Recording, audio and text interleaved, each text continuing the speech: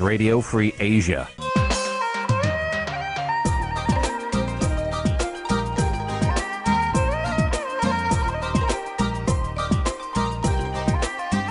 Vetikaអ្នកស្ដាប់វិទ្យុអាស៊ីសេរី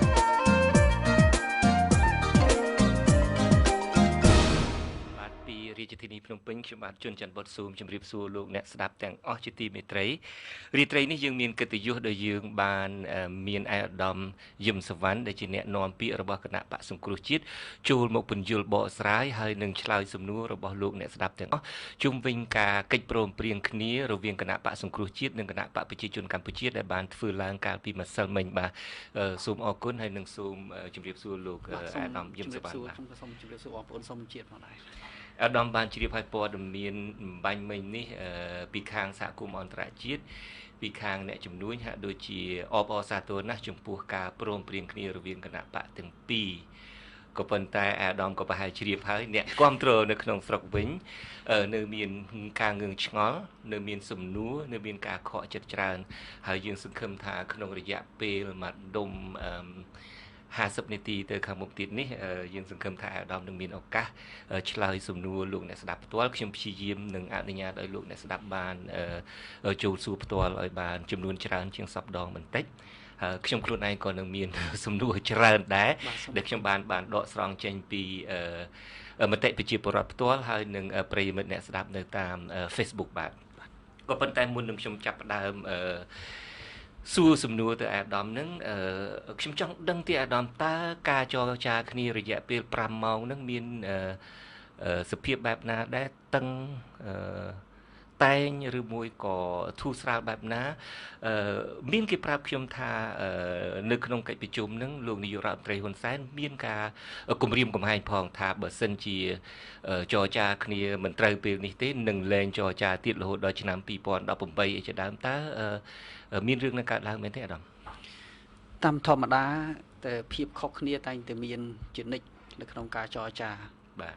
ភាគីម្ខាងគឺដណ្ដើមត្រូវរៀងខ្លួនទៀមទានៅចំណុចតែអ្វីចង់បានរៀងខ្លួនប៉ុន្តែសំខាន់គឺថានៅទីបញ្ចប់គឺថាយើងបានសម្រេចនៅកិច្ចព្រមព្រៀងមួយដែលប្រជាជាតិយើងកំពុងរងចាំហើយកិច្ចព្រមព្រៀងនេះគឺជាកិច្ចព្រមព្រៀងដែលដោះស្រាយវិបត្តិនយោបាយដែលជាប់គាំងរយៈពេល1ឆ្នាំហើយនឹងជាកិច្ចព្រមព្រៀងដែលបញ្ចប់ទាំងស្រុងនៅភាពតានតឹងនយោបាយដែលបងប្អូនបានជ្រាបស្រាប់ឃើញកន្លងមកមានការចាប់ដាក់ពន្ធនាគារតាំងពីប្រជារាស្ត្ររហូតទៅដល់តំណាងរាស្ត្រជាប់ឆ្នោតហើយឃើញមានការបាញ់សម្លាប់ឃើញមានការបាញ់ឲ្យរបួសហើយចាប់ដាក់ពន្ធនាគារជាបន្តមកទៀតហើយបញ្ហាទាំងអស់នោះត្រូវបានបញ្ចប់ឥឡូវនេះស្ថានភាពនឹងធូរស្រាលហើយវិបត្តិនយោបាយត្រូវបានដោះស្រាយប៉ុន្តែខ្ញុំសប្បាយចិត្តទីឃើញបងប្អូនប្រជាពលរដ្ឋមានការតិទៀនមានការថ្កោលទោសខ្ញុំសប្បាយចិត្តដោយពេលនេះខ្ញុំយល់ឃើញថាបងប្អូនប្រជាពលរដ្ឋពិតជាឈឺឆ្អាលក្នុងរឿងសង្គមគាត់ព្រួយបារម្ភអំពីអាយុជីវិតប្រទេសជាតិរបស់គាត់នេះជាមោទនភាពរបស់ប្រជាជាតិយើងអ្វីដែលយើងអាចនឹងជំរះនៅការមន្ទិលសង្ស័យរបស់គាត់បានគឺថាយើងនឹងខិតខំព្យាយាមពន្យល់គាត់ឲ្យគាត់យល់ហើយសូមឲ្យគាត់បន្តការឃ្លាំមើលការអនុវត្តកិច្ចព្រមព្រៀងជារឿងមួយក៏ប៉ុន្តែការអនុវត្តនិងលទ្ធផលដែលចេញពីការអនុវត្តនោះគឺវានៅមានរយៈពេលតទៅទៀតដែលបងប្អូនប្រជាពលរដ្ឋយើងកុំតាន់ធ្វើការវិនិច្ឆ័យកុំតាន់ថ្កោលទោសអញ្ចឹងសូមឲ្យមើលមួយដំណាក់កាលទៀតសិនបាទនៅមួយចំណុចទៀតនៃសំណួររបស់ខ្ញុំដូចខ្ញុំបានជម្រាបខ្ញុំមានព័ត៌មានគេប្រាប់ថាលោកនាយករដ្ឋមន្ត្រីហ៊ុនសែនមានការគម្រាមកំហែងផងនៅក្នុងកិច្ចប្រជុំនឹងលោកអាចបញ្ជាក់បានទេតាមខ្ញុំដឹងដូចខ្ញុំបញ្ជាក់ខាងដើមអញ្ចឹងការប្រើប្រាស់នៅការតានតឹងពាក្យសម្ដីនោះគឺជារឿងធម្មតាទេនៅក្នុងការចរចានោះវាមានភាពតានតឹងខ្លះដែរជាមិត្តភាពពេលខ្លះក៏មានភាពតានតឹងអានោះគឺជាមិនរួចទេពីព្រោះតាមធម្មតាការជជែកគ្នាប៉ុន្តែយ៉ាងហោចណាស់ក៏វាគ្រាន់បើជាជាងការប៉ះទង្គិចផ្នែកប្រដាប់អាវុធប្រកាសសម្ទិចពាក្យសម្ដីឬមួយក៏គ្រាន់តែមានភាពខុសគ្នាតឹងសរសៃកទៅមកអានឹងវាយើងអាចទទួលយកបានទេពីព្រោះនេះវាជាវប្បធម៌ប្រជាធិបតេយ្យដែលមិនទាន់ទុំចូលនៅឡើយទេបាទអរគុណឥឡូវកិច្ចព្រមព្រៀងមានហើយខ្ញុំមាននៅក្នុងដៃហើយអាដាមក៏មានដែរ ខ្ញុំបាទចាំថាគណៈបកសង្គ្រោះជាតិធ្លាប់និយាយពេញមាត់ថាគណៈបកប្រជាជនកម្ពុជាជាពិសេសរដ្ឋាភិបាលដឹកនាំដោយគណៈបកប្រជាជនកម្ពុជារំលោភកិច្ចព្រមព្រៀងប៉ារីសរំលោភច្បាប់រដ្ឋធម្មនុញ្ញរំលោភសិទ្ធិមនុស្សដែលចែងនៅក្នុងសេចក្តីប្រកាសជាសកលអំពីសិទ្ធិមនុស្សអីជាដើមតើគណៈបកសង្គ្រោះជាតិនឹងគិតថាកិច្ចព្រមព្រៀងពេលនេះនឹងគណៈបកប្រជាជននឹងដែលមិនរំលោភនឹងហាក់ដូចជាសប្បាយចិត្តណាស់ទាំងអស់គ្នានឹងតើមានយន្តការអីដើម្បីធ្វើឲ្យគណៈបកប្រជាជនកម្ពុជាមិនរំលោភកិច្ចព្រមព្រៀងនេះ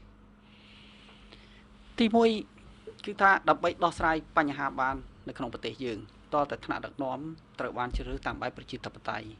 តាមឆន្ទៈប្រជាប្រដ្ឋពិតប្រាកដហើយនឹងគឺចេញពីការបោះឆ្នោតចេញពី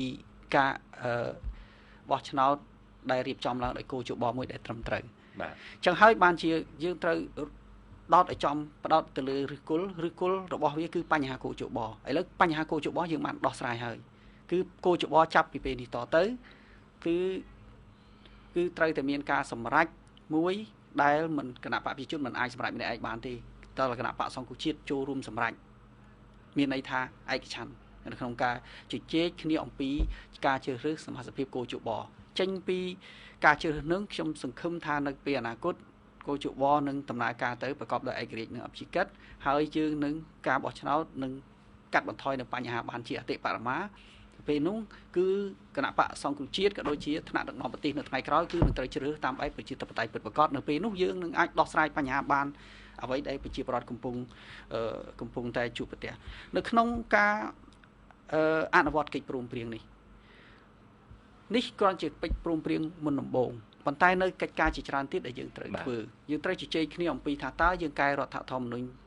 ចំណុចណាកែបទបញ្ជាផ្ទៃក្នុងរដ្ឋសភាចំណុចណាកែច្បាប់បោះឆ្នោតចំណុចណាដើម្បីឲ្យឆ្លើយតបទៅនឹងការអនុវត្តកិច្ចព្រមព្រៀងនៅថ្ងៃស្អែកនេះតាមដឹងថ្នាក់ដឹកនាំគណៈបក3រូបថ្នាក់ដឹកនាំជាន់ខ្ពស់របស់គណៈបក3រូបលោកប្រធានគណៈបកលោកអនុប្រធានគណៈបកហើយនឹងលោកប៉ុលហមលោកនឹងអញ្ជើញទៅគាល់ព្រះមហាក្សត្រដើម្បីទូលថ្វាយអំពីការដែលយើងបានសម្រេចគ្នាទៅលើកិច្ចព្រមព្រៀងហ្នឹងហើយយើងក៏បានចែកចាយនៅព័ត៌មាននេះទៅកាន់អង្គអ្នកការទូតសំខាន់ផ្សព្វផ្សាយតាមប្រព័ន្ធផ្សព្វផ្សាយដើម្បីឲ្យទាំងអស់គ្នាជាសាក្សីនៃការដឹងឮចំពោះការចុះកិច្ចព្រមព្រៀងហ្នឹងតាបាទដូចខ្ញុំបានសន្យាពីខាងដើមខ្ញុំនឹងផ្ដល់ឱកាសដល់លោកអ្នកស្ដាប់ឲ្យបានច្រើនតិចដើម្បីសួរសំណួរឥឡូវនេះខ្ញុំចង់អញ្ជើញលោករិទ្ធពីខេត្តកំពង់ចាមបាទលោករិទ្ធសូមអញ្ជើញដាក់សំណួរបាទបាទឥឡូវទូបងសួរអ្នកប្រាប់បបជួបទីស្រីដល់គ្នាបាទសូមអញ្ជើញខ្ញុំចង់សួរលោកខ្ញុំចង់សួរអាដាមញឹមវ៉ាន់ថាតើប្រជុំថ្ងៃទី22ហ្នឹងតើមានបានផលប្រយោជន៍ខ្លះដល់ប្រជាពលរដ្ឋទាំងអស់ហើយជាពិសេសចំនួនទី1ហើយទី2លោកខ្ញុំឮលោកតាលោកយាយដែលនៅខេត្តកំពង់ចាមនេះគេដេញដោលខ្ញុំសួរថាតើតវ៉ារហូតមកដល់ជិត1ឆ្នាំនេះដល់ពេលទៅនៅសុកប្រជុំសភាហើយហេតុអីបានប្រជុំដោយស្ងាត់ពីប្រជាពលរដ្ឋអត់ចង់បានកុម្មុយនីសទេចង់បានប្រជាធិបតេយ្យពិតប្រាកដចង់ឲ្យលោកប្រធានសង្ឃស៊ីហ្នឹងឡើងជានាយករដ្ឋមន្ត្រីអាហ្នឹងខ្ញុំនាំពាក្យប្រជាពលរដ្ឋនៅខេត្តកំពង់ចាមក្នុងកងមាសបាទហើយមួយទៀតខ្ញុំចង់សួរសំណួរដល់លោកអាដាមខ្ញុំសវណ្ណហ្នឹងខ្ញុំចង់សួរថាហេតុអីបានតស៊ូមករហូតមកដល់ចិត្តដល់គណៈការហើយបានជាបកក្រោយអាហ្នឹងពុកម៉ែលោកតាលោកយាយនៅខេត្តកងមាសសួរខ្ញុំអញ្ចឹងឲ្យស្ដាប់សួរលោកអាដាមខ្ញុំសវណ្ណហើយហ្នឹងខ្ញុំសួរថាតើហេតុអីបានមកដល់គណៈការនេះបានចូលជុំសភាតើមានរឿងអីតើមានឬមួយខាងគណៈបកកណ្ដាលហ្នឹងគេចាប់បខំតំណាងរាស្ត្រគណៈបកសង្គ្រោះជាតិឬមួយដែលចូលដោយថាគម្រាមបាទខ្ញុំសូមសំណួរប៉ុណ្ណឹងសូមអរគុណបាទអរគុណលោករិទ្ធបាទសំណួរទី1តើចំណេញអីដែលមានការព្រមព្រៀងគ្នានេះលោកយើងដោះស្រាយវិបត្តិនយោបាយយើងបានបញ្ចប់ភាពតានតឹងនយោបាយដោយតំណាងរាស្ត្រជាប់ឆ្នោតព្រមទាំងសកម្មជនមួយចំនួនក៏ត្រូវបានដោះលែងឲ្យមានសេរីភាពហើយនៅពេលប្រហែលថ្ងៃខាងមុខនេះទីលានប្រជាធិបតេយ្យនឹងត្រូវបានដាក់ឲ្យប្រើប្រាស់តាមទៅជាសាធារណៈឡើងវិញអត់មានការហាមឃាត់ទេបំរាមនៃការលុបចោលបំរាមហាមឃាត់មិនឲ្យធ្វើបាតកម្មមិនឲ្យជួបប្រជុំក៏ត្រូវលុបចោលដែរអត់មានជាឧបសគ្គគឺថាប្រជាពលរដ្ឋយើងទូទាំងប្រទេសអាចនឹងសម្ដែងមតិធ្វើបាតកម្មសម្ដែងមតិបានហើយទី2គោលបំណងរបស់យើងបានសម្រេច យើងបានជជែកគ្នាថាយើងចង់បានគោជបមួយដែលឯករាជ្យដែលអព្យាក្រឹតដែលធ្វើការរៀបចំបោះឆ្នោតឲ្យសេរីនិងយុត្តិធម៌ឥឡូវយើងបានហើយសូមបងប្អូនកលេចមើល10ឆ្នាំមុន15ឆ្នាំមុន